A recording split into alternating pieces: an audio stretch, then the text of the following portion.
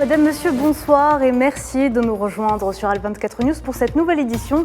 Tout de suite, les titres de l'actualité de ce mercredi 25 janvier. Les derniers développements dans le dossier libyen au cœur de l'audience accordée par Abdelmajid Tebboune à Abdoulaye Bathily. L'émissaire onusien a appelé depuis Alger la communauté internationale à parler d'une seule voix.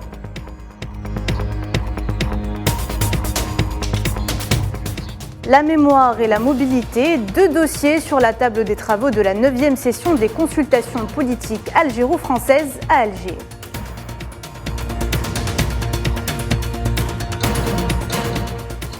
En Palestine occupée, deux jeunes Palestiniens assassinés de sang-froid par la horde sioniste en Cisjordanie. Les deux meurtres se sont produits à moins de 4 heures d'intervalle.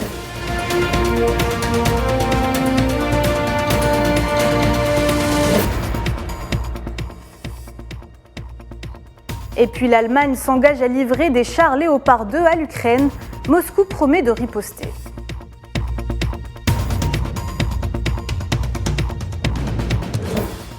Le président de la République, Abdelmajid Tebboune, a reçu ce mercredi le représentant spécial du secrétaire général de l'ONU pour la Libye, Abdoulaye Bathily, à la présidence de la République, en compagnie du chef de la diplomatie algérienne. Pour rappel, Abdoulaye Bathily a appelé les acteurs internationaux à parler d'une même voix et à appuyer le processus de stabilisation de la Libye lors de sa rencontre hier avec Amtan Lamamra. Il n'a également pas manqué de saluer les efforts consentis par l'Algérie pour la résolution de la crise libyenne.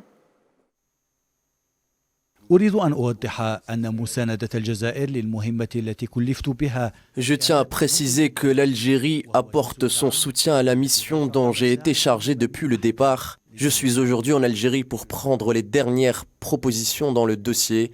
Je suis convaincu que les Libyens seront attentifs aux voisins algériens, l'Algérie qui reste un pays touché par la crise libyenne. Je tiens également à remercier le président Abdelmajid Tebboune pour tous les efforts entrepris et ceux qui seront pris pour permettre à toutes les parties concernées de parler d'une seule voix. Justement, Abdoulaye Bathily appelle la communauté internationale à parler d'une seule voix. C'est un VTR de Tinhinan Makassi. Dans les tranchées de la lutte intestine qui oppose les différentes parties libyennes, le représentant spécial du secrétaire général des Nations Unies pour la Libye, Abdoulaye Bathily, a choisi Alger pour faire passer un message clair en appelant la communauté internationale à renforcer davantage son soutien au peuple libyen afin de sortir de la crise qu'il traverse.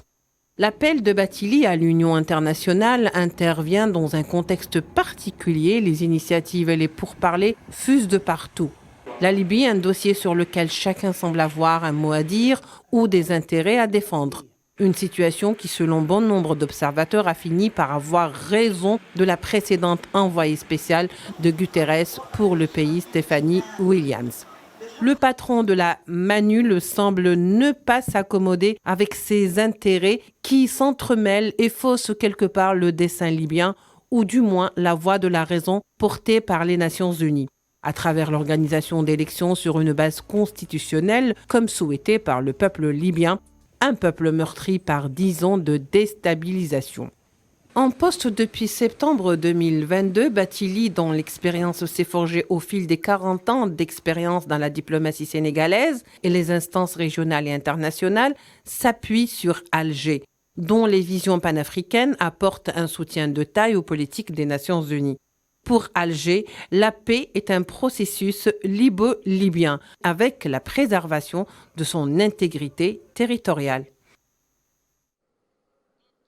La mémoire et la mobilité, deux dossiers sur la table des travaux de la 9e session des consultations politiques algéro-françaises à Alger. Ces travaux sont présidés par le secrétaire général du MAE algérien Ammar Bellani et son homologue française Anne-Marie Descotes.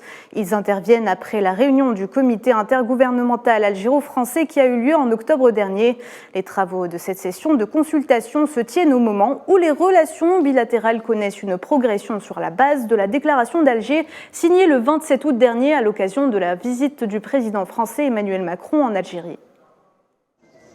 Cette 9e session des consultations politiques, comme je le disais tantôt, intervient au moment où nos relations bilatérales connaissent une progression, une courbe ascendante très positive, sous l'impulsion résolue de nos deux présidents de la République. Leur engagement commun à inscrire les relations entre l'Algérie et la France dans une dynamique de progression irréversible, tout en restant dans la fidélité à la déclaration d'Alger, qui a été signée le 28 août dernier à l'occasion de la visite du président Macron. Je crois que pouvoir dire que nous participons aujourd'hui ensemble à construire une étape inédite dans la relation entre nos deux pays, que nous voulons, comme vous l'avez dit, pleine de confiance. 15 ministres français sont venus à Alger en octobre pour le comité intergouvernemental de haut niveau qui ont permis d'identifier de nouveaux domaines de coopération et de discussion. L'Algérie condamne fermement la tentative d'atteinte au symbole de l'islam suite à un grave dérapage d'un responsable d'extrême droite qui a déchiré hier un exemplaire du Saint-Coran aux Pays-Bas. Le ministère des Affaires étrangères algérien appelle les gouvernements des pays concernés à prendre les mesures nécessaires pour empêcher ces actes de provocation pouvant avoir de graves conséquences sur la paix sociale. Ce nouvel acte de profanation intervient après celui commis samedi dernier par un autre responsable d'un parti d'extrême droite, suédois cette fois.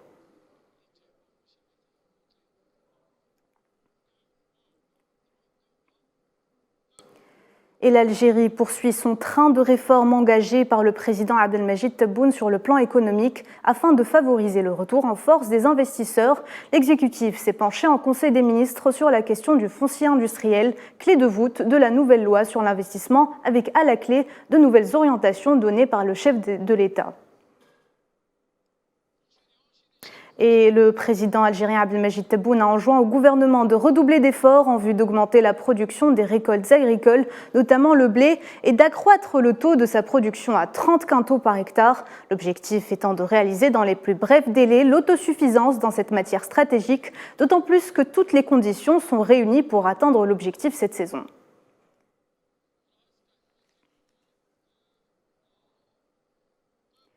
Justement, pour en parler avec nous, Reda Younes Bouassida, professeur des universités à Skikda, bonsoir. Oui, bonsoir. Alors, selon vous, quelle cadence l'Algérie devrait-elle adopter pour justement arriver à cette autosuffisance? Oui, alors il faut savoir quand même que l'Algérie dépend de 70% de ses importations en matière de produits alimentaires. Donc, c'est pour ça qu'on peut que se réjouir de cette décision. Et je pense que pour assurer l'autosuffisance et la sécurité alimentaire en Algérie, notamment en blé, il faut bien le souligner. Primo, je pense qu'il faudrait augmenter la surface d'exploitation agricole, en sachant quand même que la surface agricole globale en Algérie s'élève à près de 44 millions d'hectares, dont seulement près de 9 millions d'hectares qui sont exploités aujourd'hui. Ensuite, je pense qu'il faudrait développer des nouvelles techniques d'irrigation. Pourquoi? Parce que l'apport en eau pour les terres cultivées est très important. Et pour cela, il faudrait améliorer la gestion des eaux pour justement contrer les aléas des précipitations climatiques dans le pays. Et enfin, je pense qu'il faudrait développer une politique agricole volontariste, à l'instar de la Russie, par exemple, dans les années 2000, premier exportateur de céréales, notamment de blé au monde, en favorisant, par exemple, l'émergence de fermes familiales et d'entreprises agricoles. Mais aussi, je pense qu'il faudrait soutenir les producteurs agricoles financièrement pour la modernisation du matériel de production, mais aussi il faudrait apporter des aides directes à l'hectare, des subventions, favoriser des prêts bonifiés et surtout, il faut bien souligner cela, favoriser l'attraction des investissements directs étrangers qui sont justement porteurs de capital financier et de nouvelles technologies. Donc, en somme, il est nécessaire, je pense, aujourd'hui, notamment dans une conjoncture économique et géopolitique très importante, de favoriser le développement d'une agriculture moderne, très productive, justement, en utilisant des moyens nouveaux, par exemple des produits chimiques, des machines modernes, des infrastructures numériques, mais aussi de la recherche agronomique, justement dans le but de promouvoir des systèmes agroalimentaires plus productifs, plus efficace, plus résilient et surtout plus inclusif. Merci Reda Bouassida, professeur des universités à Skikda, d'avoir répondu à notre question.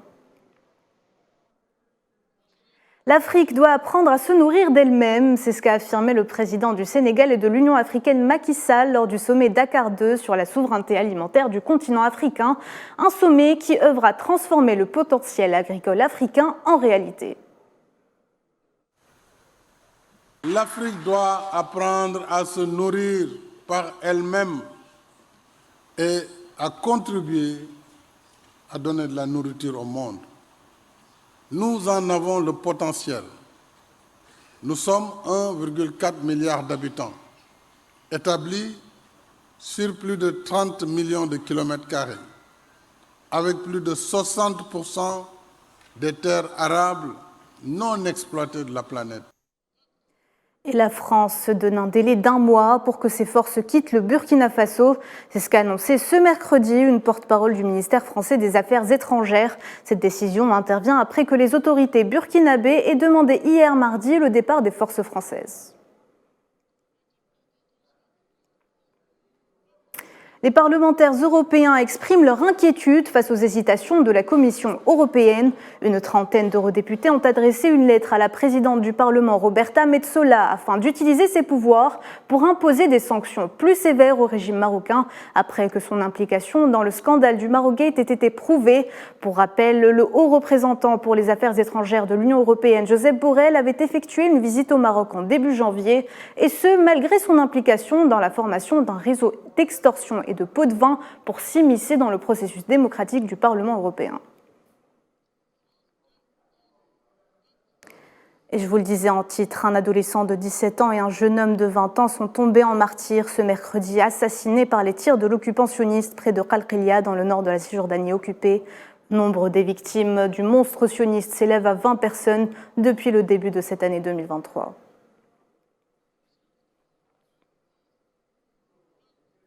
Longtemps réclamés par le président ukrainien, les Léopard 2 allemands seront bientôt livrés en Ukraine par plusieurs pays européens. L'appareil à la pointe de la technologie militaire pourrait changer la donne sur le champ de bataille. La Russie, quant à elle, promet de brûler tous les chars allemands. Safwan Ben Sabri. Après des hésitations qui auront duré quelques semaines, le chancelier allemand Olaf Scholz a décidé de livrer les chars allemands à l'Ukraine, qui réclamait sans cesse la livraison de ces derniers. Sa renommée fait l'unanimité au sein des spécialistes militaires. Le Léopard 2 allemand est certainement le blindé le plus attendu sur le front du conflit ukrainien. Produit en série depuis la fin des années 1970, il combine puissance et mobilité made in Germany. Doté, selon son fabricant, d'une protection permettant d'être à l'abri des mines et des lance-roquettes. Autre atout, le Léopard 2 est largement répandu en Europe, ce qui facilitera éventuellement l'accès aux pièces de rechange et la maintenance de l'appareil. Le président ukrainien s'est empressé de remercier son homologue allemand suite à la décision de ce dernier de livrer ses chars. Jens Stoltenberg, secrétaire général de l'OTAN, s'est lui aussi félicité de la décision allemande, assurant que cette aide pourrait permettre la victoire des Ukrainiens. La Russie s'est elle aussi empressée de réagir, promettant de brûler les chars Léopard sur le champ de bataille. Il est à noter que les Léopard 2 ont à leur passif plusieurs batailles. L'appareil a déjà servi en Syrie, entre autres. Déployé par l'armée turque fin 2016, une dizaine d'appareils ont alors été mis hors service à l'époque par des missiles anti-chars de fabrication russe. Et direction la Chine, où le Nouvel An est célébré avec beaucoup d'enthousiasme, notamment après la levée des restrictions anti-Covid-19, des célébrations sur fond de reprise économique. Le tourisme, les transports et la restauration connaissent un véritable rebond. Imen Merad. Après 3 ans de restrictions sanitaires drastiques, la Chine y décide de la levée du bouclier. Les Chinois sont désormais libres et ne sont plus contraints à se restreindre aux exigences relatives à la Covid-19. La nouvelle a été très bien accueillie par les Chinois, d'autant qu'elle coïncide avec les festivités du Nouvel An chinois. Suite aux mesures pour la prévention des épidémies publiées au mois de décembre dernier, ainsi qu'à l'annonce du ministère de la Culture et du Tourisme, de la reprise des voyages en groupe à l'étranger à titre expérimental à partir du 6 février prochain, le niveau des nouvelles infections en Chine semble diminuer et le nombre de voyageurs entrants et sortants est en constante progression.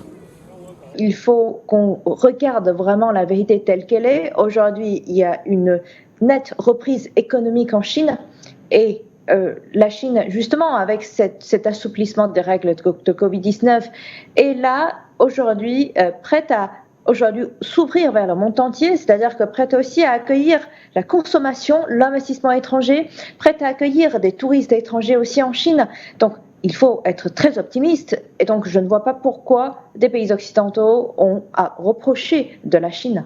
C'est vraisemblablement le plus grand déplacement du monde. Pour ce mois de congé du Nouvel An chinois, sont attendus cette année plus de 2 milliards de trajets rien qu'en Chine.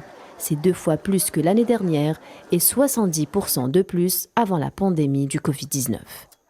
Avec l'entrée ce week-end dans l'année du lapin et pour la première fois depuis 3 ans et le début de l'épidémie du Covid-19, les Chinois vont enfin pouvoir se retrouver en famille sans aucune restriction sanitaire. On voit bien qu'il y a un rebond économique qui est là, parce que quand on parle de l'économie, il y a de l'économie dans la consommation, l'économie dans l'investissement, l'économie dans l'exportation et l'importation. Il y a aussi l'économie qui est dépensée dans l'industrie culturelle aujourd'hui en Chine. Et surtout pendant cette période de 7 jours, on voit bien qu'aujourd'hui, des restaurants traditionnels chinois, des artisans traditionnels chinois qui saisissent cette opportunité pour justement faire la promotion de la culture chinoise, de la culture traditionnelle chinoise et aussi de la culture immatérielle chinoise. Les aéroports et les gares sont bondés depuis le début de la semaine. Beaucoup de voyageurs se sont déplacés pour faire la fête, retrouver leur famille, voyager, contempler les feux d'artifice et distribuer des enveloppes rouges pleines d'argent pour les enfants, comme le veut la tradition. Les signes de joie fusent de partout face à une croissance économique très manifeste. L'année dernière, à cette même époque, Pékin était une ville fantôme, une ville sous cloche. Depuis près de 3 ans, les voyages étaient pénibles dans le pays en raison des QR codes de santé à scanner un peu partout. Les déplacements étaient rendus difficiles en raison des tests PCR quotidiens et des confinements répétitifs, voire forcés. Il était interdit aux touristes chinois de quitter le territoire. La donne a bien changé cette année. Avec ces nouvelles mesures annoncées, le pays du milieu renoue avec la joie de vivre pour le plus grand bonheur des touristes locaux et internationaux. Et c'est déjà les quarts de finale. L'Algérie entame le second tour de cette compétition en affrontant la Côte d'Ivoire. Salah Faisal revient justement sur le parcours des éléphants au cours de ce CHAN. Versés dans le groupe de la mort, les éléphants de la Côte d'Ivoire ont réussi à se qualifier au quart de finale du CHAN Algérie 2022 en compagnie du Sénégal, leader du groupe B. Les hommes de Haïdara ont récolté 4 points, tout comme l'Ouganda. C'est grâce aux confrontations directes que la Côte d'Ivoire est passée. Le parcours a été frustrant. Il a fallu avoir de l'ambition et le courage, les hommes et les armes.